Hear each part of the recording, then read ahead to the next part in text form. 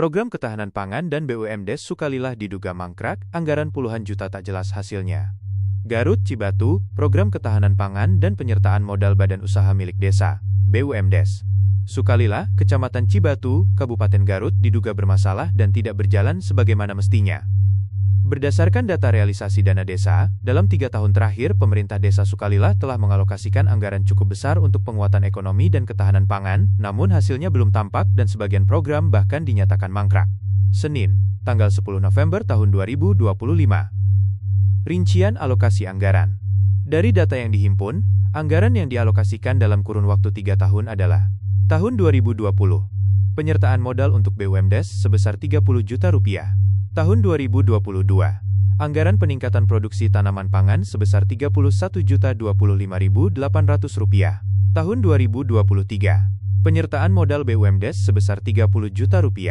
Program penguatan ketahanan pangan tingkat desa sebesar Rp60 juta. Kesaksian Sekretaris Desa. Namun, hasil di lapangan jauh dari harapan. Sekretaris Desa Sukalila, Epi Mulyadi, mengungkap sejumlah kejanggalan terkait pelaksanaan kegiatan tersebut. Untuk kegiatan usaha BUMDes, penyertaan modal tahun 2020 tidak ada dalam APBDes. Penyertaan modal untuk BUMDes sebesar Rp30 juta tahun 2023, dengan kegiatan usaha kuliner teras jajanan di RW 10. Pengurus BUMDes menyediakan lahan untuk pedagang jajanan dan dikenakan sewa lahan kepada BUMDes. Ketua BUMDesnya Asep Suryana. Tapi sampai sekarang pemasukan PAD belum ada, jelas Epi. Lebih lanjut, Epi juga menyebut bahwa kegiatan peningkatan produksi tanaman pangan tahun 2022 senilai Rp31.025.800 tidak tercantum dalam dokumen APBDes, sehingga patut dipertanyakan legalitas dan realisasi anggarannya. Sedangkan program penguatan ketahanan pangan tahun 2023, dengan total Rp60 juta yang digagas dengan kegiatan Harum Madu, penanaman tanaman pekarangan di 14 RW, kini dinyatakan berhenti alias tidak berlanjut. Sekarang program Harum Madu sudah tidak berjalan alias mangkrak, tambahnya. Hingga berita ini diturunkan, belum ada keterangan resmi dari Kepala Desa Sukalila maupun Ketua BUMDes, terkait keterlambatan hasil usaha maupun mangkraknya program ketahanan pangan tersebut. Analisis pelanggaran dan aturan yang berlaku. Berdasarkan analisis, ditemukan dugaan pelanggaran terhadap sejumlah aturan. 1. Pelanggaran administratif APBDes. Peraturan Menteri Dalam Negeri Nomor 20 Tahun 2018 tentang pengelolaan keuangan desa. Fakta bahwa penyertaan modal tahun 2020 dan kegiatan ketahanan pangan 2022 tidak tercantum dalam APBDes melanggar Pasal 3 Ayat 1 yang menegaskan seluruh penerimaan dan pengeluaran desa harus tercantum dalam APBDes.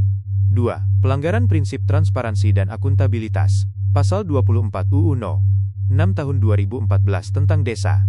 Program yang tidak transparan, tidak jelas pertanggungjawabannya, dan tidak menghasilkan manfaat publik dikategorikan sebagai penyimpangan tata kelola dana desa. 3. Potensi penyalahgunaan dana desa. Pasal 2 dan 3 UU Nomor 31 Tahun 1999 Jo. UU Nomor 20 Tahun 2001 tentang pemberantasan tindak pidana korupsi. Jika terbukti anggaran dicairkan namun tidak digunakan sesuai peruntukannya, dapat masuk dalam kategori penyalahgunaan wewenang atau perbuatan melawan hukum yang merugikan keuangan negara 11 desa. 4. Kinerja BUMDes tidak optimal, Permendesa PDTT No. 3 Tahun 2021 tentang pendaftaran, pendataan, dan pemeringkatan BUMDes. Fakta bahwa BUMDes Sukalila belum menyumbang PAD menunjukkan indikasi pelanggaran terhadap prinsip efektivitas dan efisiensi penggunaan dana desa. Kasus dugaan mangkraknya program ketahanan pangan dan penyertaan modal BUMDes Sukalila ini menggambarkan lemahnya sistem pengawasan dan transparansi penggunaan dana desa. Masyarakat berhak mengawasi setiap rupiah yang dikelola pemerintah desa. Jika aparat desa terbukti melanggar ketentuan penggunaan dana publik tanpa dasar hukum yang jelas, maka hal tersebut dapat dilaporkan ke Inspektorat Kabupaten Garut, Kejaksaan Negeri Garut, atau aparat penegak hukum (APH) untuk dilakukan audit dan investigasi lebih lanjut. Reporter ASB